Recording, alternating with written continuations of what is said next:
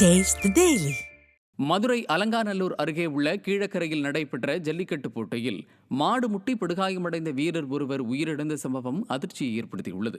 இப்போட்டியில் பங்கேற்ற வலையங்குளத்தைச் சேர்ந்த ஐயனார் என்பவர் படுகாயமடைந்த நிலையில் மருத்துவமனைக்கு கொண்டு செல்லும் வழியில் உயிரிழந்தார்.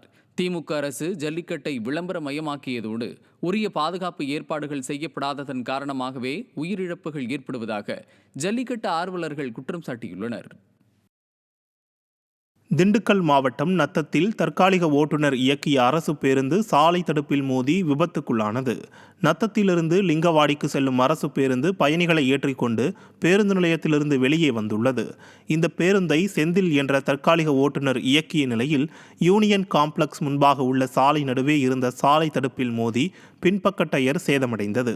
இதனால் பேருந்தை இயக்க முடியாததால் சுமார் 3 மணி நேரம் அரசு பேருந்து நடுரோட்டில் நின்றது.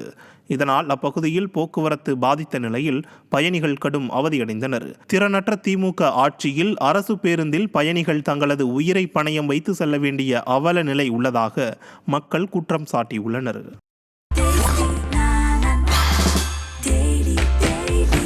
Taste the Daily.